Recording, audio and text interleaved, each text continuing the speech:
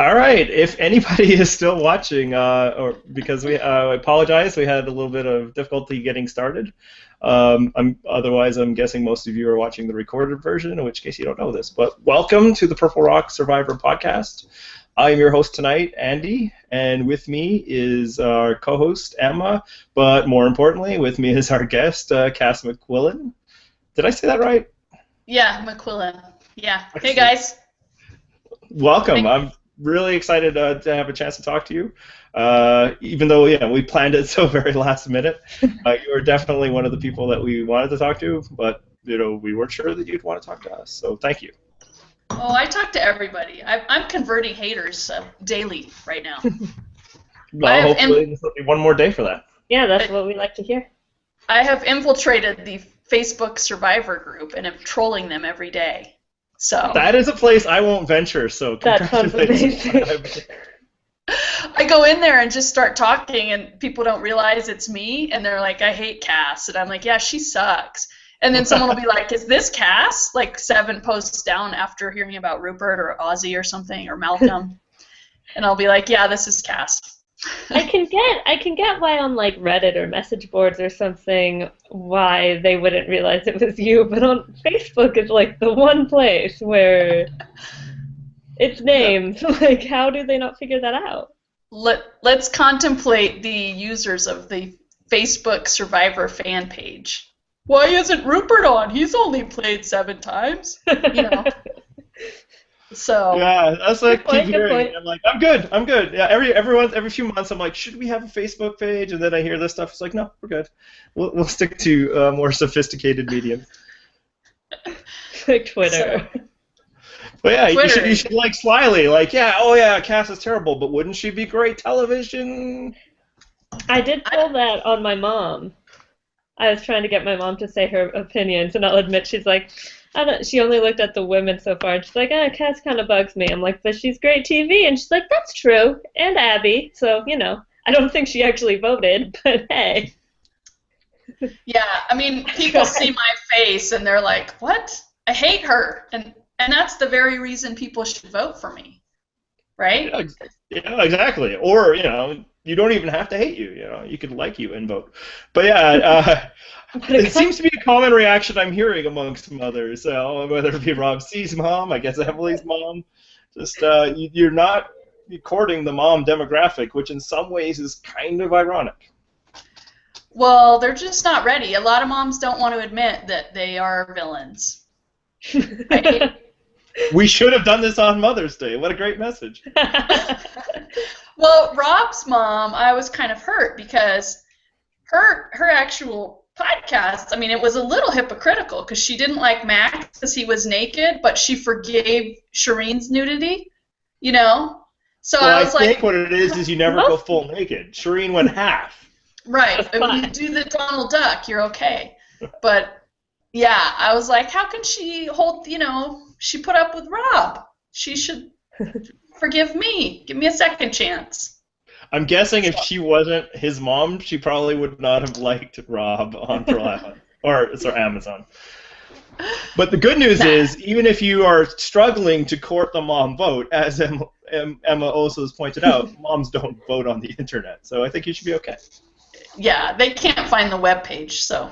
I literally set up the account for her, and I'm pretty sure, like, on Mother's Day, like, as kind of not like for Mother's Day, I gave her a real present, but, like, and I still think she hasn't voted.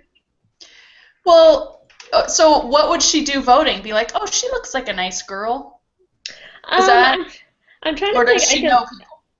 She's actually pretty good, like, for her age. Looks like, okay, no, you're good. Looks like you froze for a little bit, sorry. That's just my grin, get used to it. Remember, Kass never actually changes her facial expressions, no matter what you're saying to her. Isn't that the MO? That's right. But yeah, I can't read her. For her age, because my mom's older than anyone in contention for this season. She's 64. She actually kind of gets it. Like, she was talking about like how the can read the edit a little bit and stuff. So God, we text so much. It's gonna take a while to try to find it. But I know she likes Shireen.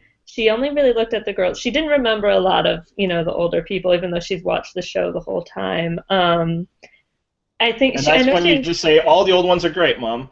well, And she did say she Exactly. liked the idea of that. Like, even though she didn't remember them, she liked the idea of bringing the old people back, seeing, like, Kelly and Kimmy and T-Bird, although she didn't use their names. And she thought that Kelly Wentworth and Sierra could be interesting to see again because they were playing with loved ones. But I think that's where you have the advantage, Cass. Even if people don't like you, they still have to vote for 10, and you are certainly memorable compared to some of the people you're competing against. Wouldn't you say? I say I get a reaction out of everyone. So, and that's what you want on TV, right? Like, if you're watching TV, you want to yell at the TV. Either root for someone or against someone. What would Spencer be without Cass? He wouldn't be Charlie Brown. No, he'd probably be the smug young man we all thought he was in the opening videos. He'd be the villain that I was. Yeah. No. Yeah. No, I don't think Spencer Jumping had it. into a question, so I'll just get into it now. Is that this is a pro Cass podcast. We endorsed you. We recently held a tournament of 64 survivors, pitting them in like a bracket. You were in our top 64. We made sure you were there. So unfortunately, you lost in the first round to Tony, but still, 64. That's not bad.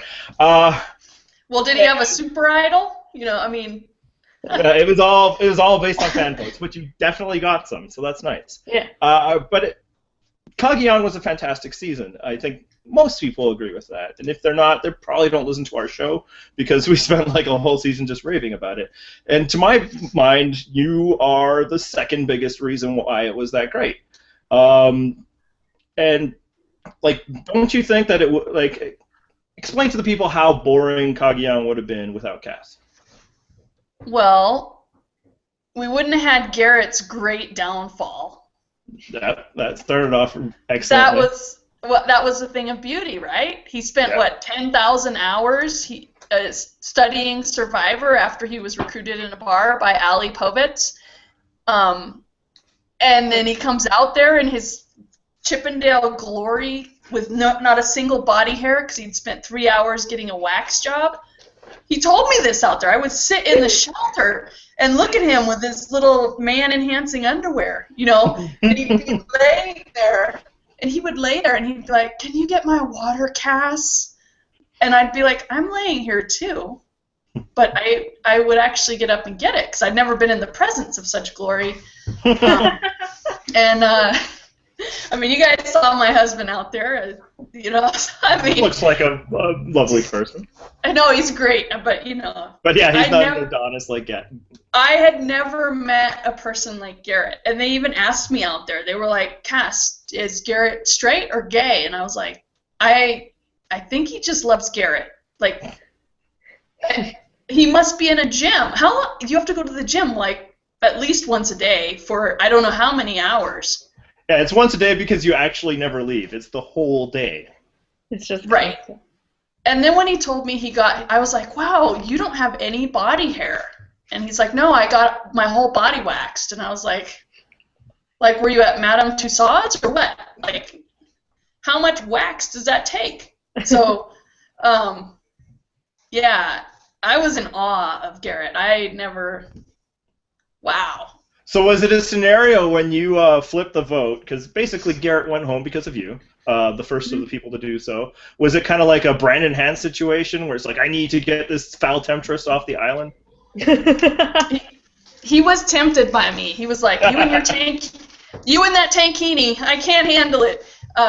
No, the problem with Garrett was we all knew he had an idol or a clue, right? Because he was You didn't selected. believe his glorious lie at the start of the game? You were able to see there through was that? no decision. What did you hear Jeff say? Yeah, What? Morgan lied better than him. Like, let's just take a moment and...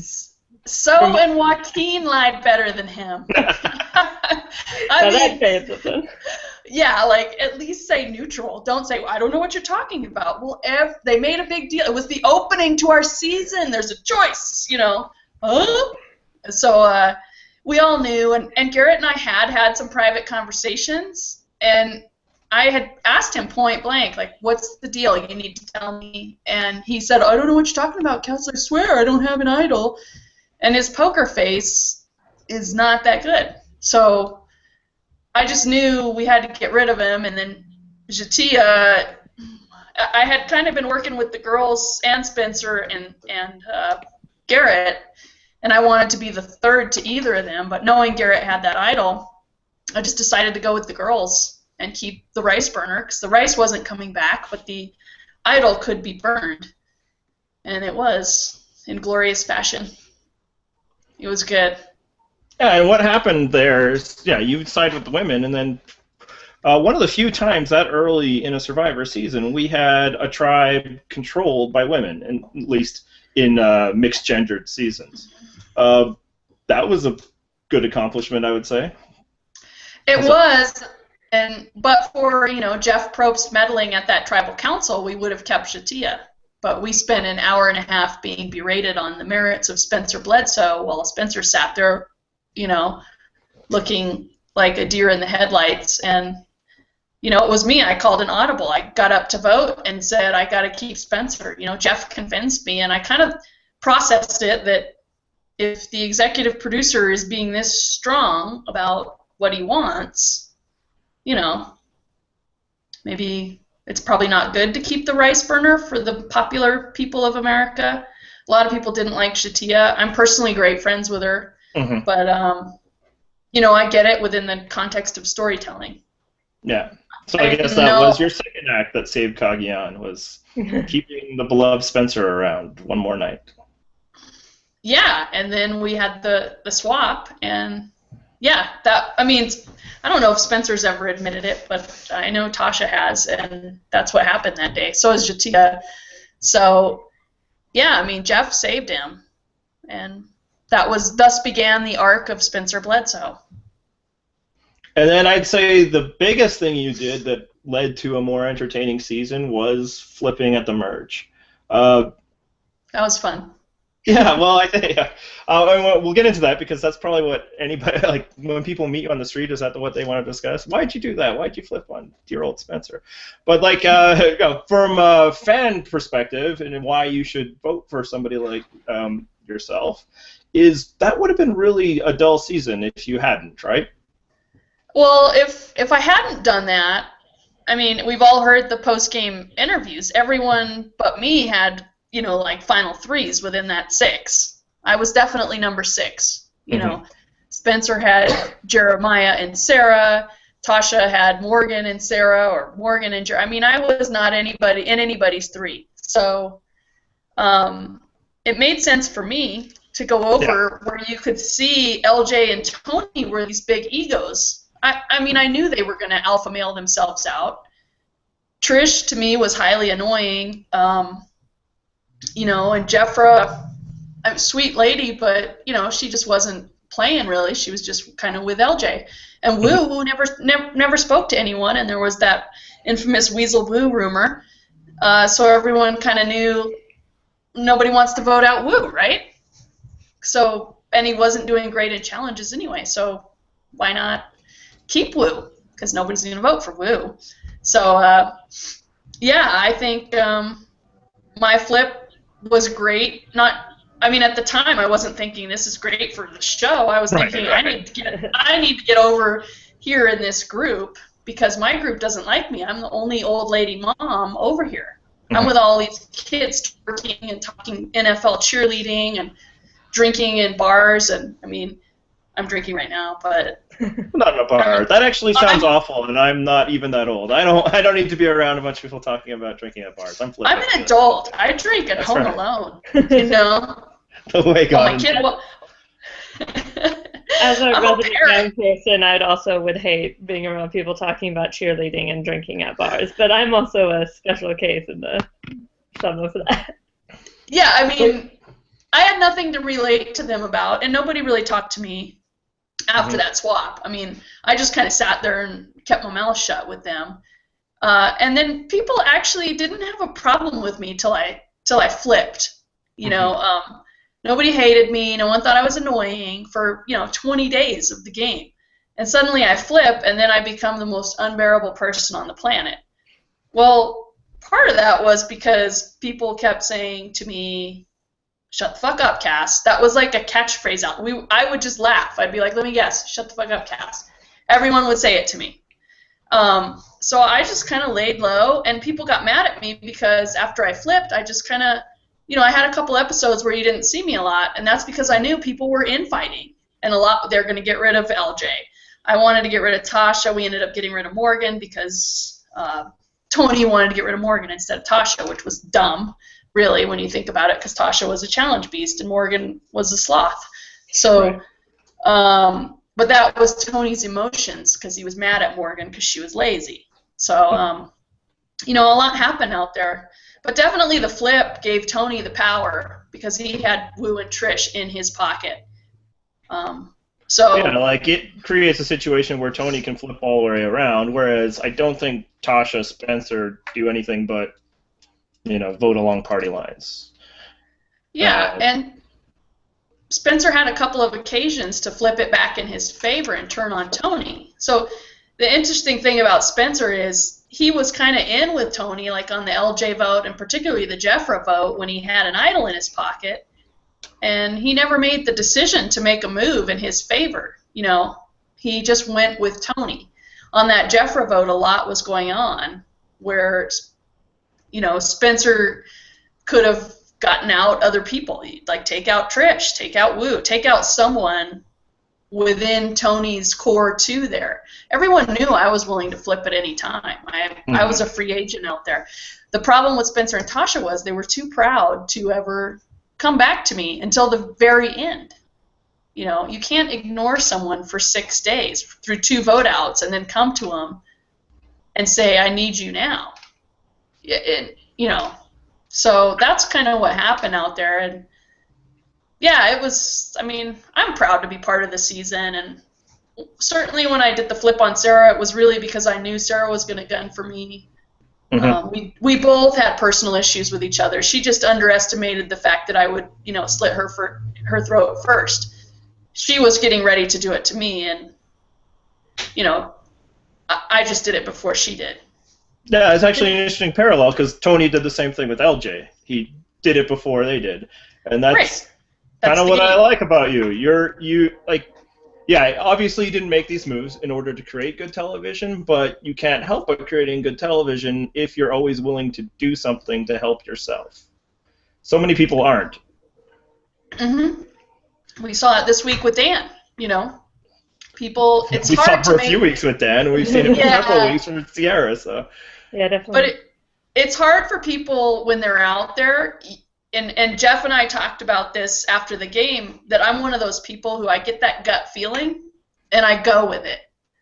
And I think the biggest thing with players who have regrets or go early is they know it. Like, you have that little feeling in you sometimes with things, and you're like, I should do this, and they wait. And in Survivor, you can't wait.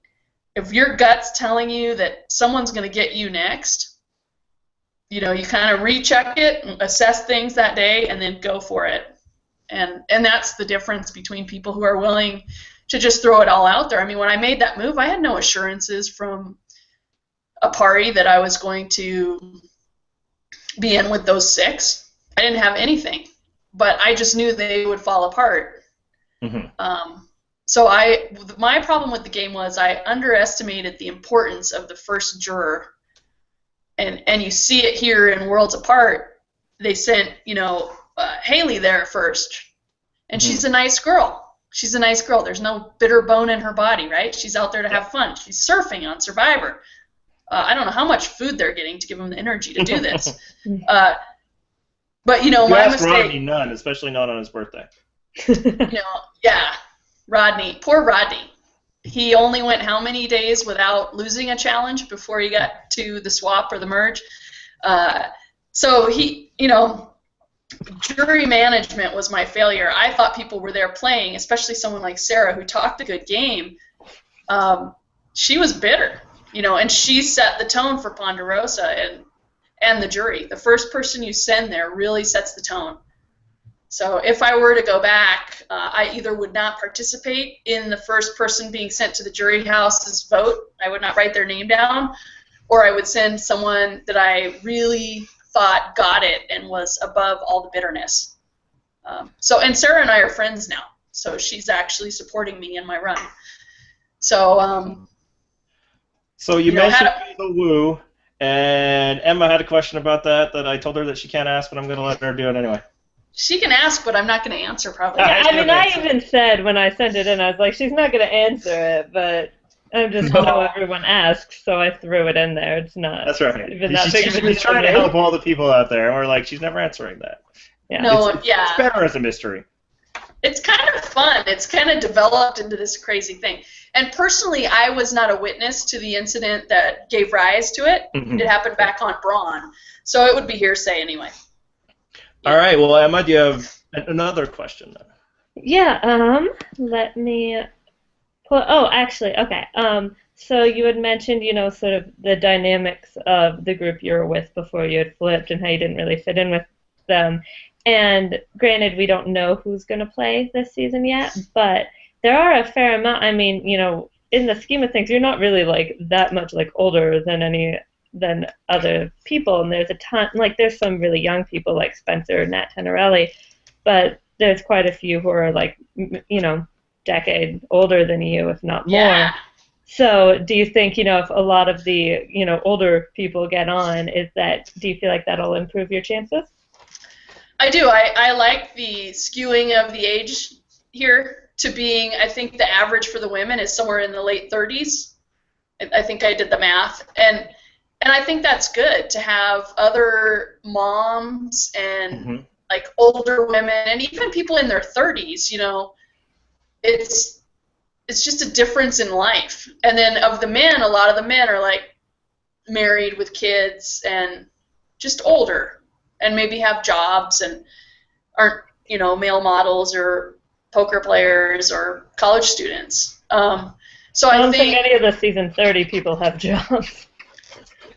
Their job is to travel around and just hang out with each other. Hashtag Dirty 30. Yeah. Yeah. This season they must be rich, like independent. Sounds like a good job. Yeah. Yeah, I don't know. Oil drilling. Who knew? We should get into that business. Maybe not right now, but yes, in other times it's a perfect business. And I've often felt like that age demographic is probably the biggest barrier in Survivor, and the show often tries to make it about other things, but it's just like there's more young people here. They're just going to hang out, and thus the older people struggle in there. And then in other seasons, when it's inverted, the young people make their alliance of 4 amongst 10 or something like that, and they struggle. Yeah. So, I mean, obviously when you go out, I really underestimated the fact that I had never hung out with 20-some-year-olds. It's just not in the 40-some-year. Nobody wants that. Being a 40-some-year-old mom, when would I ever talk to a 20-some-year-old? Right? I don't hang out with 21-year-old men. Yeah. You probably do now that you're a famous TV personality, but then.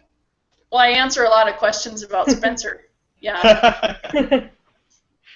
But, I underestimated the need to realize that there were different people out there, and not everyone was like educated, professional people who would want to have conversations that maybe we would. I don't understand that. I thought you guys could all. It was just a Mensa meeting. Oh, yeah. Well, the Brains Tribe was, we were a hot mess. God, what did we talk about? I don't even know what we talked about out there. I let the girls do my hair, and that was fun. But I will say, as soon as they showed the cast and they announced it, I was like, that Brains Tribe is going to be a disaster. So. Oh, yeah. It was just... I was in a really bad position because you had Garrett and Spencer, the 2 men under 30, and then you had Tia and Tasha, who were of similar backgrounds, and then you had me and David Sampson. All we had in common was we were the same height and weight, And Andy and I both watch baseball, so we know about David Samson. Well, I had him pegged for like some engineering manager. I said he's like that little guy who can't quite make it, but he's real bossy, like pregame. I was like, he's gonna be a total dick. So, and then he showed up in his little suit. He looked like freaking Mr. Howell from Gilligan's Island. Nice. And, yeah, he. You anyway, lost I like. everything on the internet with that reference. I did. Sorry. But not me, because I used to watch old TV. Oh. Yeah, I know. I got nothing. Well, So for this season, one thing I was thinking is, do you think it is hurting your chances that it's a fan vote? Like, if this was just producer cast, you'd be a lock, wouldn't you? I guess that's probably too arrogant for you to say, but you're cast, you can say that, right? Yeah, I mean, I think they probably want me back. I mean, I didn't realize it when I was out there, but yeah, I mean, I guess I am a unique character within the Survivor history. Mm-hmm. I mean, I don't think you like to think of yourself as a character on a TV show, but now that I've had some time to process it, I see where I fit or Right. don't fit, and then where it kind of just broke the mold of the mom by not being out there crying, and then just not being the mom to anyone, which I don't think, nobody would say that about me. And certainly not now the second time. So that's at least a bit of an advantage going the second time. Maybe the first time you were catching flack because they wanted you to be the mom, and you were like, yeah, no thanks. Whereas this time, nobody's going to want you to be the mom. No, nobody in America wants me to be their mom. So I'm sure there's one person at least. Presumably, yes, your daughter. It sounds like she's going to miss you quite a bit, so... She has no idea that I'm this, horrible person on TV. Although, compared to what's going on this season, I'm a breath of fresh air. Yeah. I'm a hero. You've got nothing. I'm a hero, and I'm glad I showed America that, or whatever was going on in that Ponderosa. That was gold. That Ponderosa video is like the greatest thing that's ever happened to me. It's I already just did 10 minutes on it last night. It was glorious. It was like one of the things where like I had to tell I know like 3 people who watch Survivor like casually, and I had to like tell all of them like I don't know if you know what Ponderosa videos are, but you have to watch it. It was glorious. I actually rewatched it, and I don't do that. The hero. I was just like, what? This is awesome, and. I don't even. And then the post game, I've listened to the Rob has a podcast interview of him, and poor, You're looking better. So hard. It's good timing. They're like, hey, who's your villain now, people? Yeah, who's your social savant today? Yeah. All I did was give someone the finger. And like that would be more like if they had edited Shireen to be the villain, because from what we've heard allegedly after Will yelled at her, she called him like a fat fuck. Like if they had edited that without showing what Will had done, would be like you giving the finger to Kass. Well, I mean, you're Kass, sorry, to Trish. Yeah, I flip myself off all the time too. Don't worry.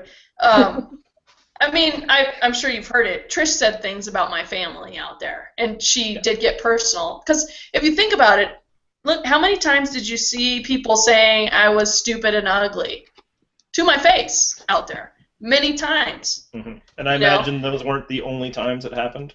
Right. And did I ever flip anyone off or even respond to them? No. So why would I suddenly... your still Kass face. Right. So why would I suddenly break... over nothing. Mm-hmm. Right. I mean, here that was day 35 or 36 that Trish went home. So it's totally out of character for me to suddenly be flipping someone off. And because I went through a lot of crap out there, and I think I just laughed at everyone. I mean, I just kind of was like, wow, these people are nuts. But everyone out there cussed me out. Probably the only person who didn't cuss me out was Woo. In reality, he'd have to talk to do that. So yeah, LJ and Jeffro were never rude to me. Jeremiah was never rude to me, but post game he said horrible things about me. I'm like, Jeremiah, we've never even freaking spoke. You know, I mean, I don't know why, but it's a bandwagon thing. Yeah. And I also found the uproar, like, from sort of the fandom community about that, like, flipping someone off so, like, weird. It's like, really, who gets offended by that? Like, if someone, like, flipped it, it's just like, okay, Yeah. like... Yeah, it's like the only time it really happens in real life is, like, in vehicles. Driving. Yeah. Yeah. It's like, alright, that's a that. gesture I can move on and ignore. Like, Yeah. I own that finger, and I would give it to her 1,000 times over. She called my daughter retarded and my husband a limp dick faggot. So, I'm sorry. That's crossing the line. Yeah, I think, and then telling me even post-game about my parenting skills. She's gone on record post-game interviews saying that I'm a horrible parent and stuff. And that's just crossing that line of kind of like with Will and Shireen saying nobody loves you at home. I mean, how do you know anything about me? You don't. So, and I never said anything about her parenting. I know both her daughters' names. I could tell you everything about them because I listened to her talk about them.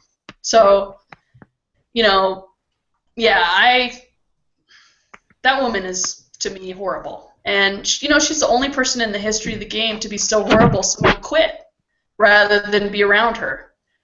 So if I gave her the finger, I gave her the finger. I didn't quit. I sent her packing and flipped her off. And I say, fuck you, bitch, because she is a bitch. Yeah, no, I mean, that's, like, instructive because I think, yeah, obviously we're fed an edit. And people buy into that, and they, you know, the roles. You know, you were cast as villain, so that, you know, Spencer's underdog edit will look better, and Tony's eventual win or whatever. But there's a difference between game villainy, which all you're doing is voting people out when you say you won't. And actually, you never tell people that you're not voting for them. That's right. You know, I never lied. I never lied out there. Yeah, but yeah, like blindsiding people or turning your back on alliance. That's game stuff.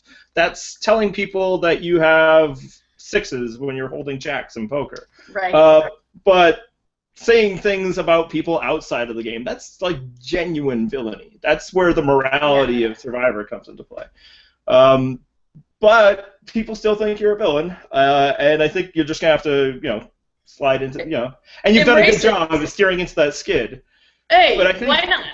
Yeah, exactly. I mean, Sandra was cast on the villains tribe, like, so... But what did I really do that was mean? I mean, there's a difference between playing the game kind of cutthroat and then actually being a mean person. Mm-hmm. And to me, a lot more people were mean to me. They attacked my appearance, they attacked my personality, you know, but what did I really do to them other than backstab them? And lie about your chosen profession. That was pretty evil. I didn't lie. I am a reindeer handler. That's true. You do have that far. It was an act of omission. Okay. And no one actually ever sat down and talked to me to find out anything about me.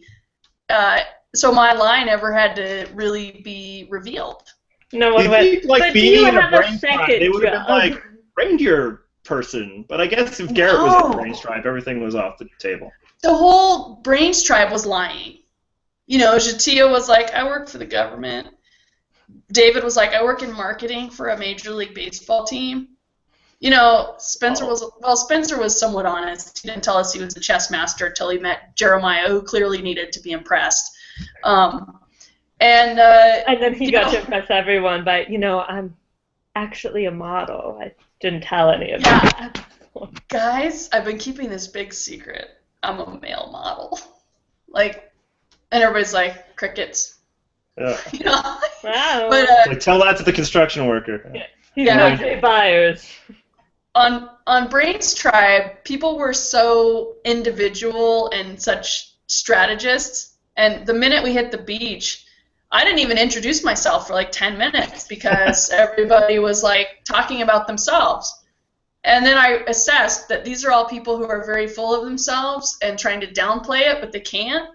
So I'm going to be like, well, I'm an animal handler. I said, I have a degree and stuff, but I think I'm here for your common sense, you know, especially after the shelter and all that. And they believed it because I opened every coconut. I wove every palm frond. I built the shelter after I let Jatia do her thing. The men didn't know how to use a single tool. They never used a hammer. They couldn't tie a knot. And I remember going to David, and I'm like, you're a dad. You have a house. Do you not know how to freaking do a repair? Because I'm married to, like, a guy who does all the man stuff. Mm-hmm. You know, that's sexist of me. But, you know, like, he's going to go out and, you know, that's his thing. He's got his big shed and his barn, and that's where he goes and fixes stuff.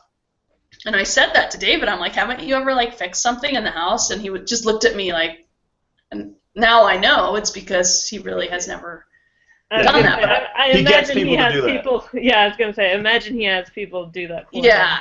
And Garrett had to do it.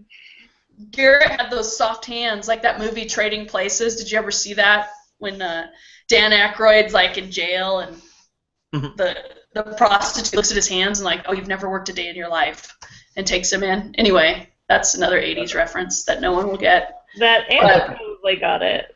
But yeah, his hands, he didn't have a callus, so yeah. He probably doesn't even shuffle the cards.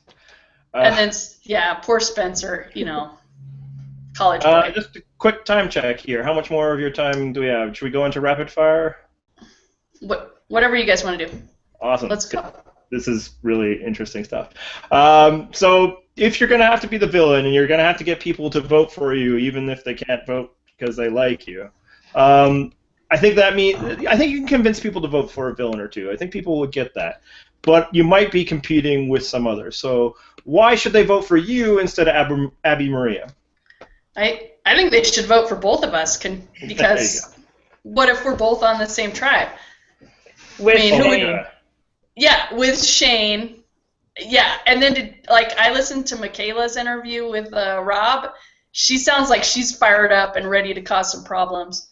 All these women sound like they want them big moves, and I'm like, do it, go, girls, because I'm gonna sit back and watch. You know, I made moves because I had to, not because I wanted to. So I say, yeah, vote for me, and I would say vote for anyone with a caustic personality or that did something on TV that made you just yell at the TV or get angry, because that's good TV. Even though you're yawning right now, I saw that. Sorry. Oh, this is the last time I invite you to one of these. I mean, basically, another easy win is like, if you can remember what somebody did, that probably should put you ahead of some of the people you're competing with. Emma, you have other questions? Yes. And yes, sorry, apologies for the yawn. I think it's because I'm probably too warm, because as I said before we went live, I have nowhere else to be but in bed. So sorry. Oh, crap, the email thing kind of screwed me up when I had to switch on the other one. Andy, do you want to ask something real quick? Yeah, absolutely. So what do you think your biggest obstacle will be if you get out there? Is it like surviving the first vote? Is it convincing people that you're somebody that they can work with? Yeah, I mean, I think both of those things. There's some rumors out there that no one can trust me, but actually I was pretty loyal to Tony in that alliance until we got to the final 5, which was our deal, and that was my first real alliance where everyone in the alliance actually spoke to me. Okay. So one thing, I mean, and everyone's saying it, you know, work on the personal connections. I think almost everyone has said that who's a candidate. And then the first vote will be tricky, because what are people going to be looking for? Are they going to go after the alpha males? Are we having some kind of redemption island, which would be kind of cool because there's so many alphas in the mix, but kind of horrible for someone like me who's not a challenge beast? And horrible for everybody because redemption island is terrible? Well, and it would really constitute a third chance. Yeah. Yeah. You know, I mean, technically. But what if they have, like, the duels and the exile that they had from Blood versus Water 2? I can see that happening, because you have so many good physical players and rivalries, or, you know, what if you have Terry and Shane or Terry and Vetus, you know? Like, that'd be cool. Tasha and Michaela or something, like some very physical people. it could make for good TV right out of the gate. So I can see them doing something. Spencer and Steven, that would be fantastic. Maybe Spencer and Joe or something, or Joe and Lou. You know. Yeah, poor Steven would get crushed. Steven. Unless maybe it was the memorizing the numbers again. He did that really well. Maybe me and Steven. There you go. We both have to take our glasses off and compete. But, yeah, I mean, you can't really have a game plan going in because I think it's going to start out like heroes, villains. Like, we're going to get on the beach and they're going to be like, let's go, let's wrestle, or drag each other around and pop some shoulders out and break some toes. And that's horrifying to someone like me. But, you know, I think that's going to be the way it goes. Yeah, but, to show just how badly you all want this. Yeah. And so the past 2 weeks haven't shown that enough. Yeah. Right, and I'll probably be like, throw me out as a sacrificial lamb. Let Tasha carry me a la Colby and Coach. I don't care. You know, I don't care if I'm humiliated because I know she's a beast, so let's just let another woman win rather than have me be humiliated by T-Bird, you know? No. So, but, you know, I mean, you go through these scenarios. This is actually a horrible way to do it, to know who might be on. You can't sleep at night if you're a candidate. You're just like, what's going to happen? Where are we going? Who's going to be on my tribe? And you just really start messing with yourself.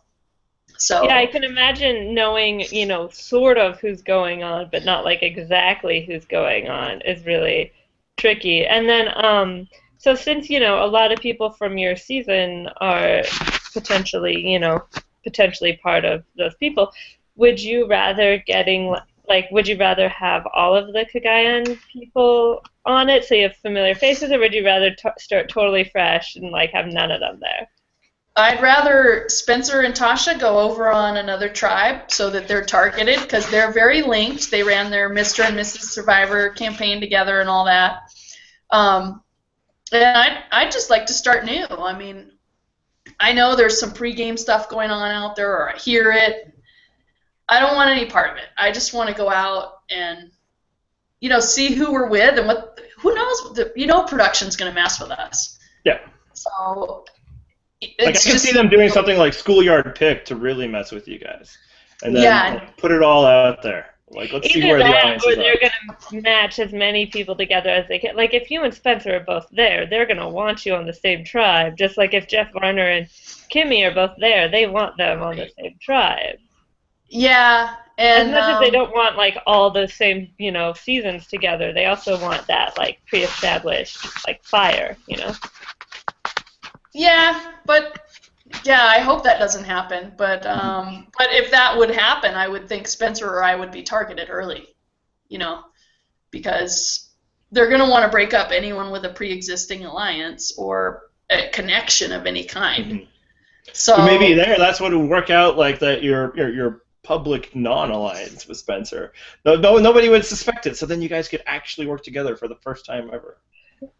But the thing is, Spencer, anyone that you beat in the game and resents you, like, it doesn't matter. Like, they're going to do so much to get ahead in the game, but what's going to mess up their game is they're always going to be like, I've got to get Kass. Like, I think Tasha and Spencer have this need. You know, and I listened to one of Tasha's podcasts, and she said, well, of course I want to beat Kass. And I know I haven't listened to any from Spencer, but I know he, you know, that was humiliating for him to lose that puzzle after 20 minutes on it. Mm-hmm. And then call me a brain-dead weasel and get voted out. So, you know, those things stick with people. And it's fresh still. It's just a year ago that we were all sitting in LA watching our own finale. So I don't underestimate the fact that they have some latent resentment against me. So would we work together? I mean, if I had to, I would work with them, but I would never trust them. And I know they'd never trust me. And I know they want to get, like Tasha said in one podcast, I want to take that knife out of my back and put it back in that person's back. So, you know, I believe that. And if that all sounds very interesting to you people, go out there and you need to vote Kass in because it can't happen otherwise. Because I think we all know that Spencer is probably going to be voted in. He's won a few internet votes of recent times, so. And he's one that if the casuals are voting like at all. Like if you would have had a sprint player of the season in Cagayan, it probably would have been him because of all his master plans coming together and his complete inability to ever control a vote. Yeah, I mean, how was he so great when he was so many times on the wrong side of everything? It's just typical underdog stuff. It's why people cheer for the Royals against the Yankees. You gotta wait, babe. 1 minute. I think we're almost done. Yes, we will wrap it up. Actually, let's quickly wrap it up. One last. No more quick questions. You guys are good. Yeah, no, we're good. We don't want to keep you from your family. So one last pitch. Why should everybody vote for Kass, even though all of our followers, I imagine, are? Preach to the choir. Yeah, let me preach to the choir. Well, are you guys pro Spencer? Who are you? I mean, I think we honestly. Yeah, go ahead, Emma. Sorry. Yeah, well, because for us it's interesting because Andy and John and then by sort of proxy me and our other friend Matt,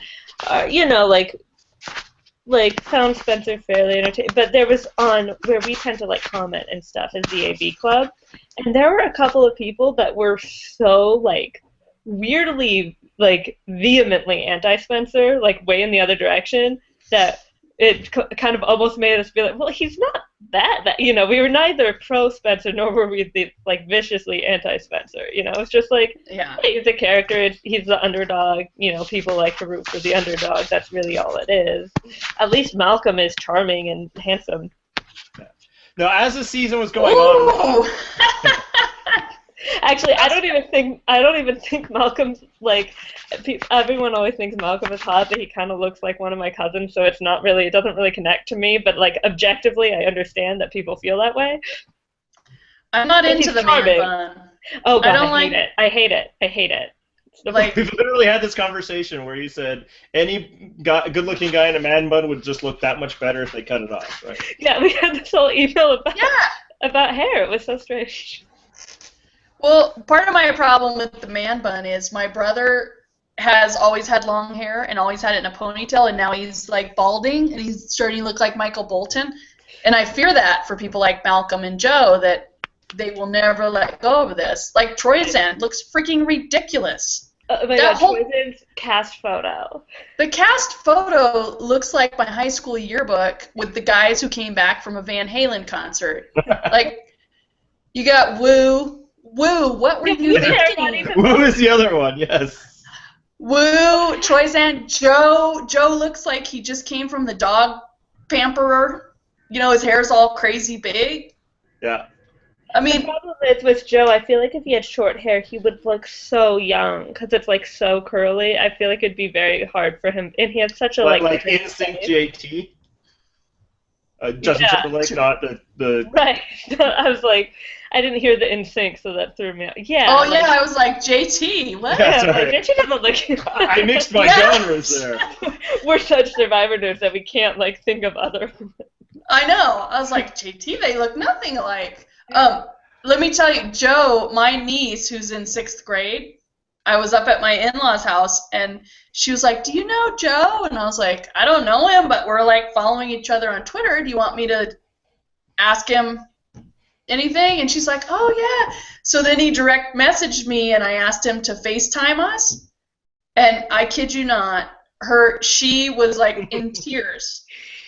She was so excited, and he was so nice. She was all woo, and he was trying to ask her questions. And anyway, so I've never really met Joe or talked to him without a 6th grader present, but I gained newfound respect for him to just drop everything he was doing and FaceTime this kid. He seems like a sweet kid.